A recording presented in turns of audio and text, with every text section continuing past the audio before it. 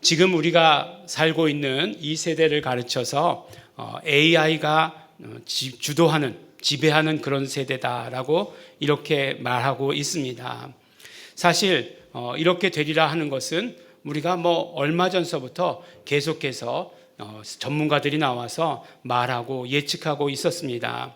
그 가운데 사람들의 이제 관심을 가장 끄는 것이 무엇이냐면 바로 어떤 직업이 마지막까지 살아남겠느냐 하는 것들, 그것이었습니다.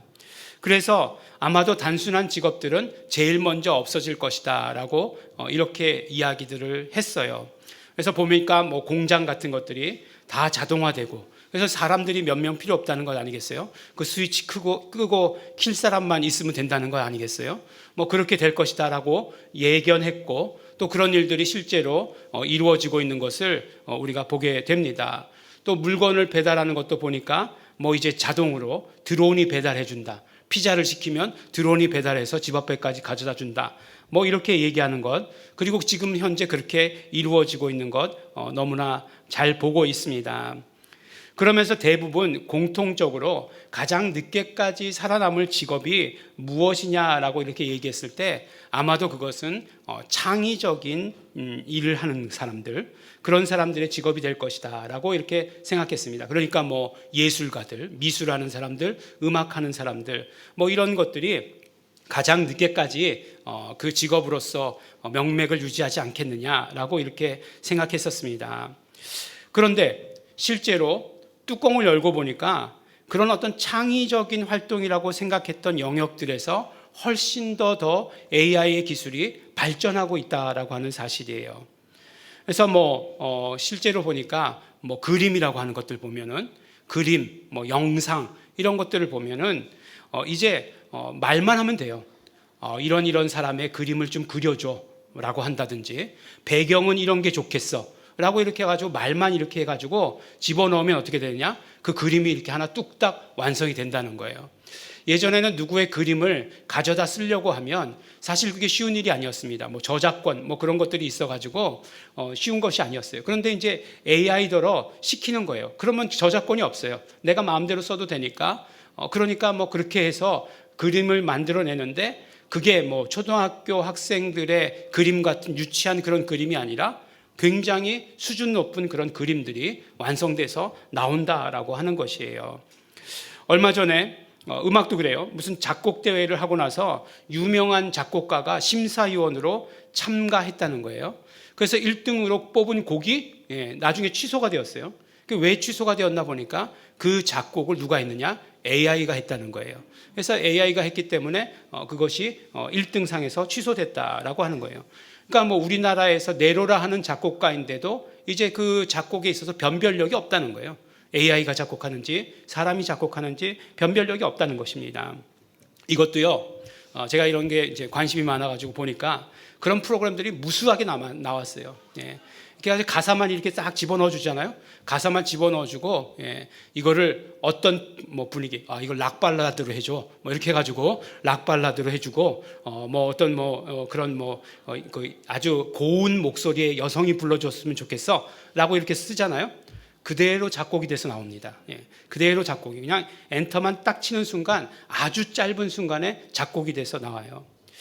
여러분들 제가 그래도 작곡가 아니겠습니까? 아무도 인정하지 않는다 할지라도 여러분들이 매일 주일날 와서 부르는 그 곡을 볼모로 해가지고 제가 작곡가임을 매주 드러내고 있지 않습니까? 모든 이름 위에 뛰어난 이름. 대체할 노래가 없다는 건 아니겠어요?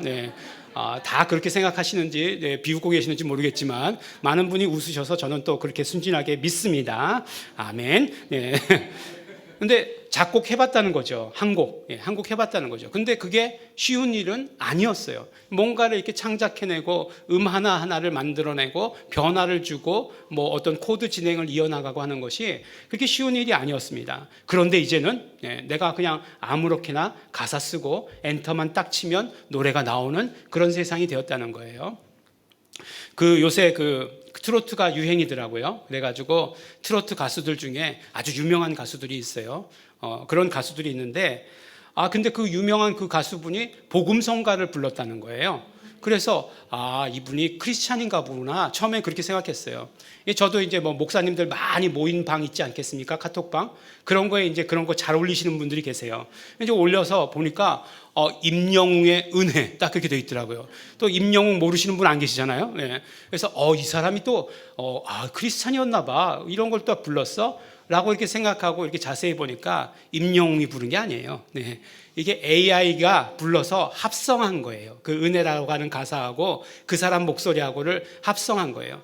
근데 그 앞에 보면 AI라고 이렇게 분명히 되어 있어요. 근데 누가 그걸 읽겠습니까? 그냥 임영웅의 은혜만 보는 거죠. 보이는 대로. 그러니까 목사님들은 임영웅이가 우리가 좋아하는 그 임영웅이가 은혜를 불렀어. 뭐 이렇게 되는 거죠. 그래서 막 좋아하고 막 그랬는데 그렇지 않습니다. 전혀 그렇지 않다는 거예요. 그런데 이게 이제 어디까지 이제 적용되겠느냐. 네. 여러분들 그 좋은 설교를 듣기 위해서 이제는 그렇게 갈급해할 필요가 없어요. 네. 무슨 얘기냐? 여러분들이 좋아하시는 목사님을 고르세요. 네. 그 목소리를 고르세요.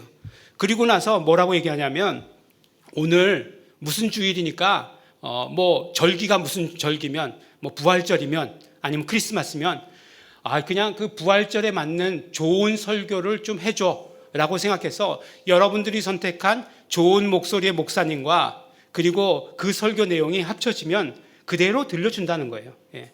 이게 꿈 같은 일이라고 생각하십니까? 아니요, 지금 그대로 이루어지고 있어요. 그럼 그 설교가 허접할까요? 그렇지 않아요. 제가 들어도 제가 봐도 그 내용이 정말 훌륭합니다.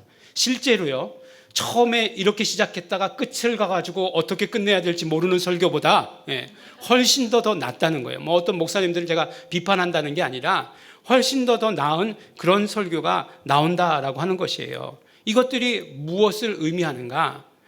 창조적인 직업을 가지고 있었던 사람들이 늦게까지 살아남을 것이다 라고 생각했는데 이것들이 먼저 선점당하고 있다라고 이렇게 말하고 있는 거예요. 이러한 현상들이 무엇을 말하는가? 우리의 생각보다 굉장히 빠르게 이러한 기술들이 발전하고 있다라고 하는 것을 역설적으로 말씀해 주시는 것이에요. 그래서 그러면 이렇게 발전된 세상이 오면 우리가 교회 갈 필요가 있을까? 라는 그런 생각을 해봤어요. 예. 이제 텔레비전 앞에 앉아가지고 이제 얘기하는 거죠. 오늘 무슨 주일이니까 처음 찬양서부터 시작해가지고 설교 마지막까지 좀 잘 좀 짜봐. 이제 명령하는 거죠. 명령하면은 이제 쫙 이렇게 틀어줄 거예요. 찬양 기가 막힌 찬양들 뽑을 거예요. 선곡들 잘할 거예요. 그리고 나서 설교도 굉장히 잘해줍니다. 그리고 나서 우리가 무엇이라고 얘기하겠습니까? 오늘 예배에 은혜 받았어 라고 이렇게 얘기할 날이 곧 올 거라는 거죠. AI가 인도하는 그 예배 가운데 굉장히 은혜 받았어 라고 하는 날이 곧 올 것이다 라고 하는 것이에요. 근데 사실 이곳에 앉아있는 분들에게는 그런 변화가 일어날 것 같지는 않아요. 그렇다고 해가지고 교회 안 나오시고 그럴 것 같지는 절대로 않습니다. 여러분들은 그냥 다 지금까지 하시던 대로 교회에 나와서 예배 가운데 목사가 버벅이던지 간에 목사가 오늘 설교를 일주일간 좀 피곤했나 보지 그렇게 생각하면서 들을 그런 설교도 다 나와서 들으실 거라는 거예요. 그런데 아멘 감사합니다. 아멘 할렐루야. 다 기억했어요. 다음 주부터 안 나오시면 큰일 나요. 그런데 문제는 뭐냐면 다음 세대는 어떻게 할 것인가 하는 거예요. 다음 세대. 우리 다음 세대는 어떻습니까? 아니 얘네들은 핸드폰을 가르쳐주지 않아도 잘해요. 아주 태어날 때부터 이렇게 들고 태어나는 것 같아요. 그리고 나서 정말 사이버 세계라고 하는 가상 공간이라고 하는 것이 무엇인지를 아는 세대예요. 그 공간에서 뭘 사고 팔기도 해본 사람이고 그리고 그곳에서 뭔가 누구하고 싸우고 누구를 죽이고도 해본 그런 세대들이야. 그런 세대들의 예배는 어떨 것인가 라고 하는 것들 우리가 지금 말하고 있는 것들이 이루어지지 않을 것이다. 그렇지 장담할 수 없다는 거예요. 그렇게 될 것이라고 하는 것이에요. 또 한 가지는 뭐냐면은 또 한 가지는 이제 우리가 전도를 어떻게 할 것인가라고 하는 것이에요. 전도가 어떻게 할 것인가라고 하는 것들이요.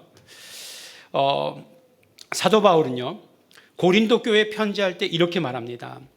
고린도 교회에 편지할 때 보면 제1장서부터 하는 얘기가 뭐냐면 고린도 교회가 굉장히 갈라져 있었다는 것이에요. 이렇게 여러 가지 파로 나눠져 있었다는 거예요. 그래서 아볼로파, 게바파, 바울파, 심지어는 예수파라고 하는 그 파까지도 이렇게 나눠져 있었다고 하는 거예요. 그래서 이 갈라진 사람들에게 하나가 될 것을 호소하시면서 1장, 2장, 3장, 4장까지 말씀하시는데 4장에 가서는 뭐라고 말하냐면 내가 너희들의 선생이 아니다. 나는 너희들의 아비다 라고 이렇게 얘기해요. 내가 너희들을 낳았다 라고 이렇게 얘기하면서까지 내 말을 들어라. 그리고 하나가 되어라 라고 이렇게 호소하시면서 마지막에 하시는 말씀이 뭐냐면 고린도전서 4장 20절 말씀에 하나님의 나라는 말에 있지 아니하고 오직 능력에 있습니다 라고 이렇게 이야기하고 있는 거예요. 하나님의 나라는 말에 있지 아니하고 능력, 우리가 지금 계속해서 나누는 말씀 가운데 뭐죠? 두나미스, 오직 두나미스 가운데 있다라고 이렇게 말씀해 주시는 거예요.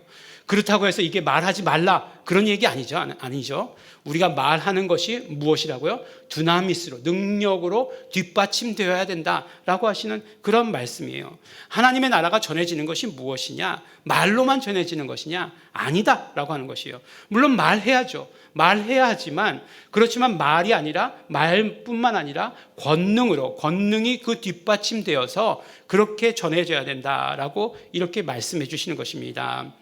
오늘 우리가 읽은 말씀도 보니까 누구든지 주의 이름을 부르는 자는 구원을 얻으리라 이렇게 말씀하고 있어요. 이것은 요엘 선지자가 하셨던 말씀입니다.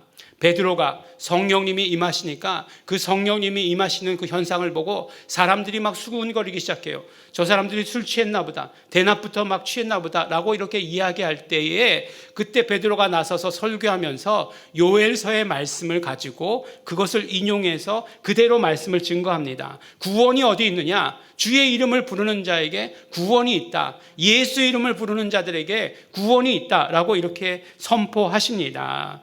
그러면 예수님이 어떤 분이시기에 우리가 구원을 얻게 되는가라고 이야기하시면서 하시는 말씀이 22절 말씀부터예요.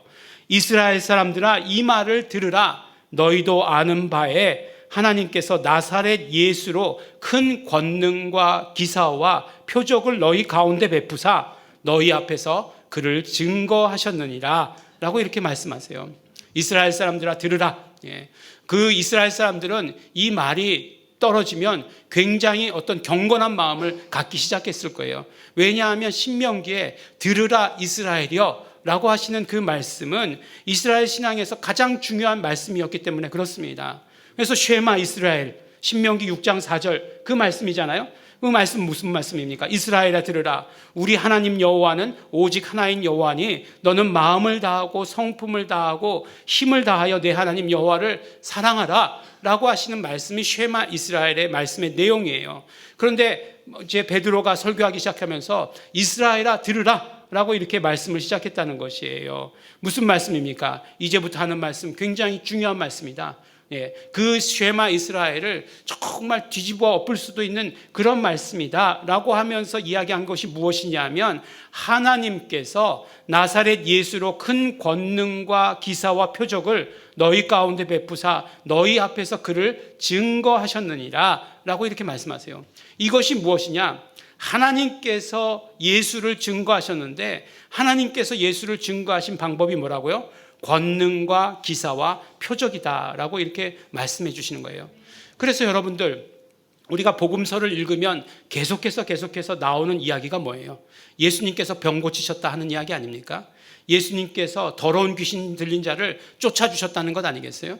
예수님께서 5,000명을 먹이시고도 남을 만큼 그러한 정말 오병이어의 이적을 행하셨다. 뭐 그런 이야기들 아니겠습니까? 예수님께서 무리를 걸으셨다. 예수님께서 정말 명령하시니까 큰 파도와 그런 것들이 잠잠해졌다. 이런 이야기들이 주로 복음서 가운데 써져 있는 것 아니겠어요? 그것이 무엇이라고요? 하나님께서 바로 증거하셨는데 뭐로 증거하셨어요? 바로 그 권능과 기사와 표적을 통해서 예수 그리스도를 증거하셨다. 이렇게 말씀해 주시는 거예요. 그런데 또 마가복음엔 이렇게 표현하고 있는 구절들이 있어요. 마가복음 16장 마지막 부분들 17절에서 마지막 절까지 보니까 믿는 자에게는 이런 표적이 따르리니 곧 저희가 내 이름으로 귀신을 쫓아내며 새 방언을 말하며 뱀을 집으며 무슨 독을 마실지라도 해를 받지 아니하며 병든 자에게 손을 얹은 즉 나으리라 라고 이렇게 말씀하세요. 믿는 자에게는 이런 표적이 따른다는 거예요. 그리고 나서 20절 말씀에 뭐라고 말씀하시냐면 제자들이 나가 두루 전파할세 주께서 함께 역사하사 그 따르는 표적으로 말씀을 확실히 증거하니라 라고 이렇게 말씀하고 계세요. 그러니까 다시 한번 위의 말씀 또 밑에 말씀 생각해 보면 하나님께서 예수를 증거하실 때 권능과 기사와 표적으로 증거하신다 이렇게 말씀하고 계세요. 그래서 밑에 말씀을 보니까 뭐라고 얘기하고 있냐면 마가복음 말씀에는 제자들이 말한 모든 것들을 바로 이적과 표적과 신유를 가지고 증거하고 있다라고 이렇게 말씀해 주시는 거예요. 그러니까 권능과 기사와 표적이 하는 일이 뭐냐 보니까 예수를 증거하는 일을 하고 있더라라고 하는 것을 말씀해 주시는 것이에요. 말씀을 증거하는 거죠. 누구에 대한 말씀입니까? 예수님에 대한 말씀이잖아요. 사도행전에 보니까 빌립이 나가서 복음을 전했는데 뭐라고요? 하나님의 나라와 예수 그리스도의 이름에 관한 복음, 이렇게 말씀하고 있지 않습니까? 그러니까 예수님에 대해서 전했다라고 하는 거예요. 정말 하나님 나라와 예수 이름을 증거하는데 사도들이 제자들이 나가가지고 증거하는데 예수님이 함께 하시면서 그 표적을 드러내시고 증거하셨다는 거예요. 뭐라고 하는 거예요? 이 사람이 이야기한 게 맞다, 그렇다라고 하는 것을 표적을 드러내심으로써 증거해주고 있다 이 말씀 아니겠습니까? 우리가 몇 주 동안 계속해서 이제 권위와 권능, 엑수시아와 두나미스, 이제 여러분은 완전히 이렇게 아시겠죠? 하나님께서 예수님에게 모든 하나님의 엑수시아와 두나미스를 주셨다는 것 아니겠어요? 하나님께 모든 권위와 권능을 다 주셨다는 것이에요. 근데 그것을 한마디로 요한은 어떻게 표현하고 있는가 봤더니 아버지께서 내게 이름을 주셨다라고 하는 것으로 표현하는 것이에요. 그래서 아버지께서 내게 이름을 주심으로 말미암아 아버지의 모든 권위와 권능을 내가 그대로 받게 되었다. 모든 엑수시아와 두나미스를 내가 함께 가지게 되었다라고 이렇게 말씀해 주시는 거예요.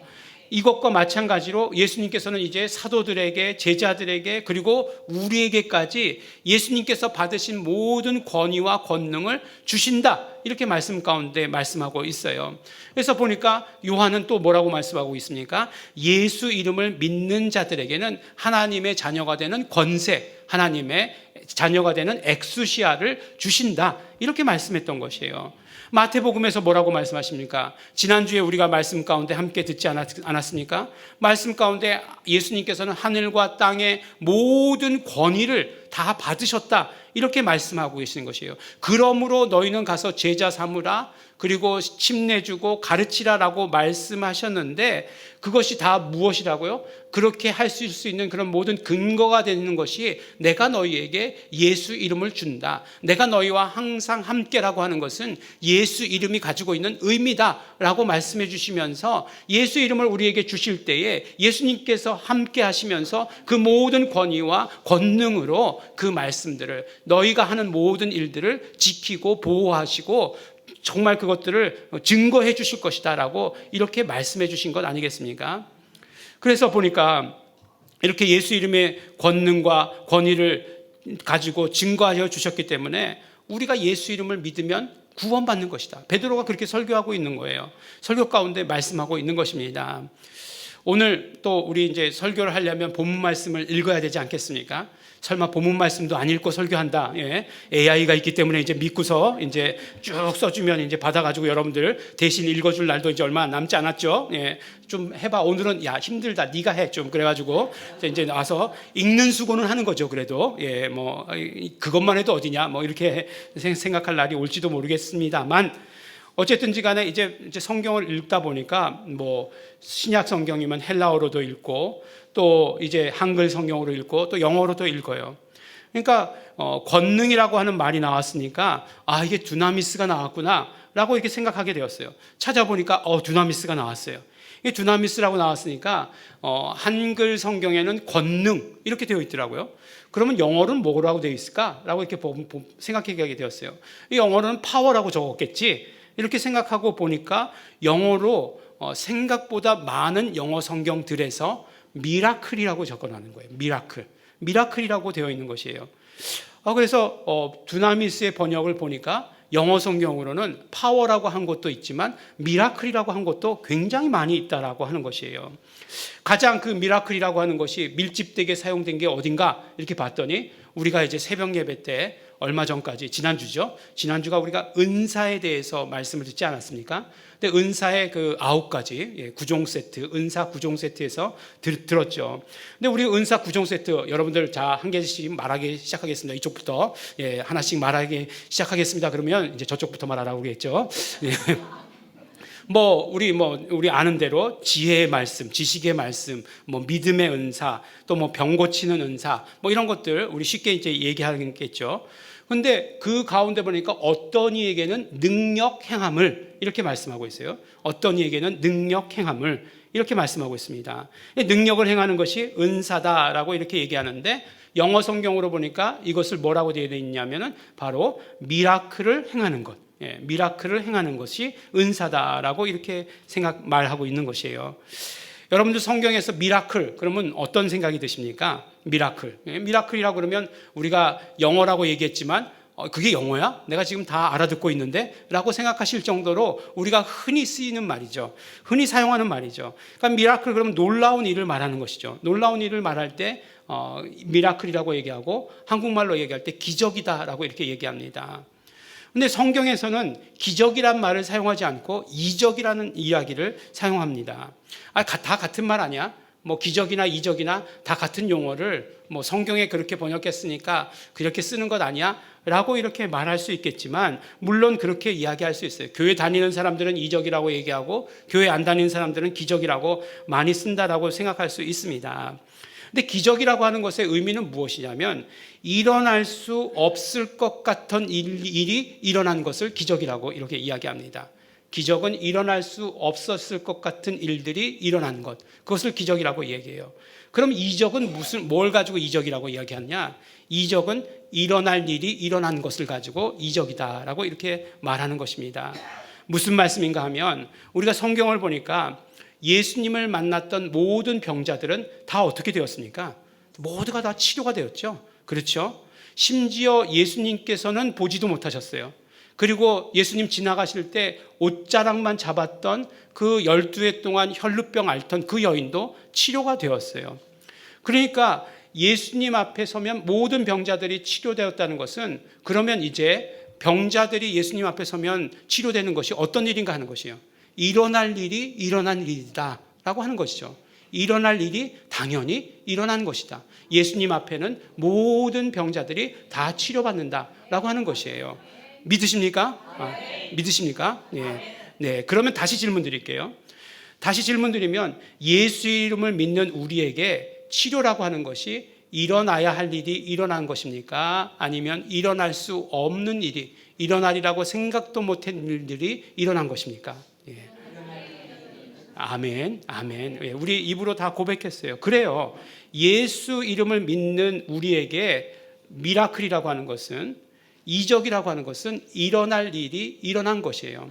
이 아주 두 단어의 그 단어 차이를 가지고 이것을 어떻게 보느냐에 따라서 우리의 모든 생각들이 우리의 신앙이 달라지는 것이죠. 그래 우리 예수 이름을 믿는 사람은 치료가 무엇이라고요? 일어날 일이 일어난 것이다 라고 말씀해 주시는 것이에요. 더군다나 이러한 이적이라고 하는 것은 결국은 무엇이에요? 권위와 권능을 바탕으로 하는 것이라는 거잖아요. 중요한 것은 이 권능을 가지고 이적이라고 결국 번역한 것이잖아요. 그러니까 예수 이름의 권위와 권능을 가지고 나타나는 일이 이적이다라고 이렇게 얘기하는 거예요. 이적이라고 하는 것 첫 번째로 일어난 일이 일어난 것, 그것을 말하는 것이고 예수 이름의 권위와 권능으로 말미암아 일어난 일을 이적이다라고 이렇게 말씀해 주시는 것이에요. 그래서 이렇게 믿음 생활, 우리 믿음 생활이라고 하는 것이 한 단어만 우리의 입에서 나오는 하나의 고백만 바뀌어도 이렇게 달라지는 것이에요. 그래 우리 아무리 내가 병에 걸렸어도 치료라고 하는 것 예수 이름이 있는 사람들에게는 일어날 일이 일어나는 것이야. 일어날 일이 일어나는 것이다 라고 이렇게 말씀해 주시는 것이에요. 그런데 이것을 설명하는 이유는 오늘 이것을 가지고 말씀을 우리가 증거하는 이유는 따로 있습니다. 이렇게 권능과 기사와 표적 이제 뭐 이적이라고 얘기해도 상관없는 것을 우리가 보게 되는 거죠. 이적과 기사와 표적, 뭐 우리가 기도할 때 이적과 표적과 신유, 뭐 이렇게 얘기해도 상관없는 것이에요. 그러니까 예수님을 통해서 하나님께서 그렇게 하셨다는 거예요. 그리고 우리가 복음을 전할 때에도 예수님께서 우리와 이적과 표적과 신유를 드러내 주실 것이라는 거예요. 왜요? 왜 드러내 주시는가 하는 거예요. 그 뚜렷한 이유를 알아야 되는 거죠. 하나님께서 예수님을 통해서 이적과 표적과 신유를 드러내실 때에도 이 제자들이 우리 그 전하는 말씀 가운데 표적을 나타낼 때에도 중요한 것은 무엇이냐면 예수님을 증거하기 위해서라고 하는 것이에요. 예수님을 증거하기 위해서라고 하는 것. 그러니까 우리가 전도할 때 말로만 하는 것이 아니라 그 말과 함께 이적과 표적과 신유가 함께 드러나야 한다는 것이에요. 그래야 예수가 온전히 증거된다, 이렇게 말씀하는 거예요. 처음에 말씀드렸잖아요. 이제는 이제 목사 설교보다 뭐라고요? 설교 더 잘하는 AI가 나올 거라는 거죠. 이미 나왔어요. 얘는 계속해서 학습을 하기 때문에 설교 잘하는 목사님들의 모든 설교를 다 지금 학습하고 있어요. 그러니까 그 중에서 뽑아내니까 설교 잘할 거예요. 저도 믿어 의심치 않습니다. 잘할 거예요. 그러면 이제는 우리가 말로만 가지고 승부가 봐지겠느냐 하는 거예요. 여러분들이 말했는데 말하는 것 가지고 승부가 봐지겠느냐. 그 사람들은 훨씬 더 발달된 기술을 가지고 좋은 말을 듣고 있다는 거예요. 사람들이 얼마나 교만합니까?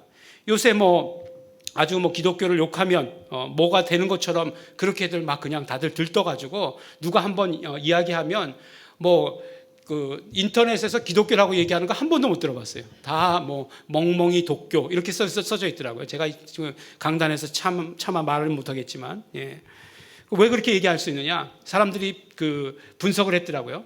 이슬람교를 그렇게 욕하면 폭파된다는 거예요. 이슬람교를 그렇게 욕하면 반드시 폭파되니까 그렇게 할 수 없다는 거예요. 이번 프랑스 월드컵 할 때도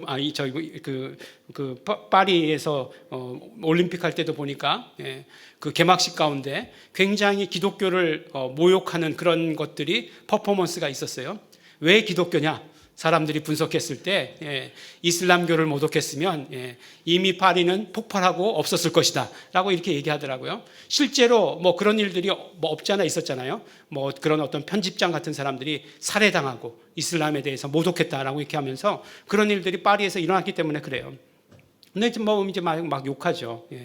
교회 다니면, 교회 예수 믿는다라고 하면 그 다음부터 이렇게 아주 아래로 깔려고 하고 심심치 않게 보면은 걸러야 되는 배우자 이렇게 얘기하면서 교회 다니는 사람 이렇게 되는 것들 굉장히 많이 봤어요. 굉장히 많습니다. 그런데 전도해야 되는데 말도 짧아. 말을 해야 되는데 말이 짧아. 말만 하면 하나도 안 먹혀. 그러면 좀 경건하다고 하는 사람들은 또 뭐라고 얘기하냐면 나의 삶을 통해서 그리스도를 증거하겠습니다 라고 이렇게 이야기합니다. 그런 얘기 처음 듣습니까? 그런 얘기 많이 들어보시죠? 전도해 오시죠. 그러면은 제가 저의 삶을 통해서 예수 그리스도를 증거하는 일을 하겠습니다. 그런데 말이죠, 사람들이요 여러분들의 삶에 관심이 없어요. 중요한 것은 여러분들이 어떤 삶을 사는지 관심이 없어요. 여러분들 옆집에 누구 사시는지 아십니까? 몰라요. 점점 관심이 없어요. 내가 어떤 삶을 사는지도 모르는데 내가 삶에서 예수 그리스도를 드러내는지 안 드러내는지 알 게 뭐냐는 거예요. 모른다는 겁니다. 모른다는 거예요. 그럼 지금 어떻게 전해야 되는가? 어떻게 전해야 되는가? 처음에 말씀했던 대로 사도 바울이 말씀하신 것처럼 하나님의 나라는 말에 있지 않습니다. 하나님의 나라는 능력에 있습니다. 하나님의 나라는 곧 예수님은 말만으로가 아니라 이적과 표적과 신유로 증거되어야 된다, 이 말씀인 것이에요. 그러므로 우리에게 두나미스는, 능력은, 이적은 그냥 나 좋은 대로 나에게 일어나는 좋은 일만을 말하는 게 아니에요. 내가 정말 이적과 표적과 신유를 경험해서 할렐루야 나 정말 축복받았어 이렇게만 끝, 이렇게 말할 수 있는 것이 결코 아니라고 하는 것이에요. 우리에게 그것을 주신 이유는 무엇이냐면 예수를 증거하기 위해서라고 말씀하시는 거예요. 예수를 증거하기 위해서 우리는 우리에게 주어진 이적과 표적과 신유를 함께 드러내야 하는 것이에요. 예수님께서 그래서 우리에게 모든 권위와 권능을 우리에게 주시면서 이적과 표적과 신유를 정말 경험할 수 있게 해주신 것이에요. 제자들에게 뭐라고 말씀하십니까? 모든 권위와 권능을 주시면서 병을 고치고 귀신들을 내쫓으라고 말씀하시면서 제자 전도 훈련을 내보내셨어요. 우리에게도 이 권위와 권능을 주시면서 정말 모든 족속으로 제자 삼고, 가서 제자 삼고 침내주고 그리고 가르치라고 그렇게 말씀하신 것이에요.